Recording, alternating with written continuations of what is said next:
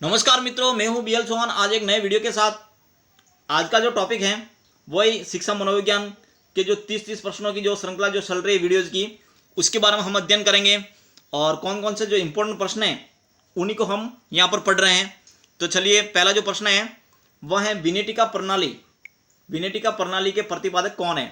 तो डॉक्टर कॉलहर्टन जो हैं, कॉलहर्टन, ये विनेटिका प्रणाली के प्रतिपादक थे। नेक्स्ट है बेसिक शिक्षा प्रणाली व्यक्तिगत भिन्नता पर आधारित थी, इसके प्रतिपादक कौन थे? बेसिक शिक्षा प्रणाली व्यक्तिगत भिन्नता पर आधारित थी, इसके प्रतिपादक कौन थे? तो इसके प्रतिपादक जो थे वो थे महात्मा गांधी। नेक्स्ट है प्राणी के व्यवहार के पीछे विद्यमान शक्ति को मनोविज्ञान में क्या कहते हैं? प्राणी के व्यवहार के पीछे विद्यमान शक्ति को मनोविज्ञान में क्या कहते हैं? चिंतन। क्या कहते हैं? चिंतन। नेक्स्ट है मनोशारीरिक असमानता को कहा जाता है? मनोशारीरिक असमानता को कहा जाता है, क्या कहा जाता है? व्यक्तिगत भिन्नता। निम्नलिखित में से सबसे कम प्रभाव पड़ता है, सीखने का सबसे कम प्रभाव पड़ता है, तो वह थकान, लिंगभेद, रोग, आयु। तो लिंगभेद जो है उसका सबसे कम प्रभाव पड़ता है। नेक्स्ट है एक अवस्था के अधिगम का दूसरी अवस्था के अधिगम को प्रभावित करने का क्या नाम है? एक अवस्था अधिगम का दूसरी अवस्था के अधिगम को प्रभावित करने का क्या नाम है? परिशिक्षण अंतरण। परिशिक्षण अंतरण। किसके अनुसार चारित्रिक विकास का वंशानुक्रम पर निर्भर है? किसके अनुसार चारित्रिक विकास वंशानुक्रम पर निर्भर है? तो वह है डगडेल। कौन है? डगडेल। बुद्धिमापन की दिशा में सर्वप्रथम प्रयास किसने किया? बुद्धिमापन की दिशा में सर्वप्रथम प्रयास जो है वो बिने ने किया, अल्फ्रेड बिने ने किया। मोस्ट इंपॉर्टेंट पॉइंट है। नेक्स्ट है शैक्षिक पिछड़ापन मंदता का एक गंभीर कारण है।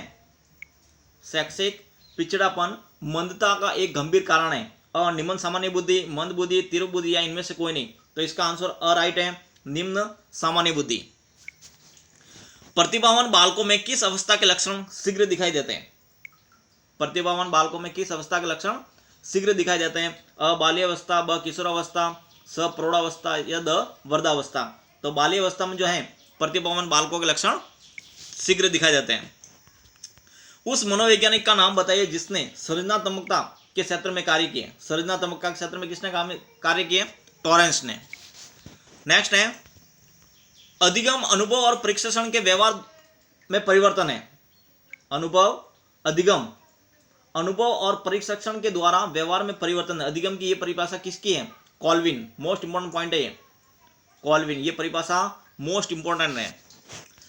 बच्चों के बौद्धिक विकास की 4 विशिष्ट अवस्थाओं की पहचान की गई। बच्चों के बौद्धिक विकास की 4 जो विशिष्ट अवस्था है उसकी पहचान किसके द्वारा की गई? पियाजे द्वारा, जीन पियाजे द्वारा। ये भी मोस्ट इंपॉर्टेंट प्रश्न है। डिस्केलिया किससे संबंधित है? ये प्रश्न कई बार एग्जाम के अंदर पूछा जा चुका है पिछली भर्तियों के अंदर। डिस्लेक्सिया किससे संबंधित है? पठन विकार से। किससे संबंधित है? पठन विकार से। नेक्स्ट है विकास कभी न समाप्त होने वाली प्रक्रियाएं। ये भी इंपॉर्टेंट पॉइंट है, परिभाषा है। विकास कभी न समाप्त होने वाली प्रक्रियाएं, ये विचार किससे संबंधित है? तो ये है निरंतरता का सिद्धांत। मोस्ट इंपॉर्टेंट पॉइंट है ये। विकास कभी न समाप्त होने वाली प्रक्रियाएं, ये विचार किससे संबंधित है? निरंतर का सिद्धांत। नेक्स्ट है मनोविज्ञान में शिक्षा शब्द का सूत्रपात किसने किया? मनोविज्ञान में शिक्षा शब्द का सूत्रपात किसने किया था? रूसो ने। सर्वप्रथम किसने किया था? रूसो ने। नेक्स्ट है शिक्षा जन्म से लेकर मृत्यु पर तक चलती है, किसने कहा? मोस्ट इंपोर्टेंट परिभाषा ये। क्रो एंड क्रो ने क्या कहा था? शिक्षा जन्म से लेकर मृत्यु पर्यंत तक चलती है। Crow and crow. नेक्स्ट है बुद्धि संश्लेषण और विश्लेषण की योग्यता है, किसने कहा? स्पेरीमैन ने। बुद्धि संश्लेषण और विश्लेषण की योग्यता है, किसने कहा? स्पेरीमैन ने। मोस्ट इंपोर्टेंट पॉइंट है ये भी। नेक्स्ट है मानसिक प्रशिक्षण का सिद्धांत किसने दिया? तो मानसिक प्रशिक्षण का सिद्धांत जो है वो गेट्स ने दिया था। किसने दिया? गेट्स ने। अधिगम स्थानांतरण का सर्वश्रेष्ठ सिद्धांत किसने दिया? अधिगम स्थानांतरण का सर्वश्रेष्ठ सिद्धांत जो है वो कॉलर ने दिया था। नेक्स्ट है वही दर्शन विधि कितने प्रकार की है? तो वही दर्शन विधि जो है वो 4 प्रकार की है। नंबर 2 इसका राइट है। नेक्स्ट है आदत को दूसरा स्वभाव किसने कहा? आदत को दूसरा स्वभाव जो है वो विलियम जेम्स ने कहा। मनोविज्ञान को दर्शन शास्त्र से किसने अलग किया? तो मनोविज्ञान को दर्शन शास्त्र से किसने अलग किया? विलियम वुड ने। ये पहला जो इसका आंसर सही है। नेक्स्ट है, शिक्षा के क्षेत्र में सर्वाधिक कौन सी विधि उपयोगी है? शिक्षा के क्षेत्र में सर्वाधिक जो उपयोगी विधि है वह है जीवन इतिहास विधि। अधिगम है, अधिगम क्या है? व्यवहार का अध्ययन, व्यवहार में परिवर्तन, सीखना या कुशलता प्राप्त करना, तो व्यवहार में परिवर्तन ही अधिगम है। मोस्ट इंपोर्टेंट पॉइंट है ये।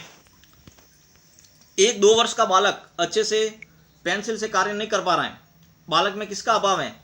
तो बालक में अभाव है परिपक्वता का। नेक्स्ट है, डिसेल ने अधिगम के सोपान बताए, तो डिसेल ने अधिगम के कितने सोपान बताए? 5 सोपान बताए। नेक्स्ट है, संपूर्ण परिस्थितियों का ज्ञान ही अधिगम है, किसने कहा? संपूर्ण परिस्थितियों का ज्ञान ही अधिगम है, किसने कहा? ये कहा है कॉलर ने। नेक्स्ट है, संबंधन का जनक है थॉर्नडाइक। कौन है? थॉर्नडाइक। नेक्स्ट है, भारतीय मनोविज्ञान ने प्रयोग किए, भारतीय मनोविज्ञान ने किसके ऊपर प्रयोग किए? व्यक्तित्व के ऊपर भारतीय मनोविज्ञान ने प्रयोग किए। तो ये थे 30 प्रश्न, जो श्रृंखला जो चल रही है 30 प्रश्नों की। मिलते हैं अगले वीडियो में 30 प्रश्नों के साथ, तब तक के लिए धन्यवाद। जय हिंद, जय भारत।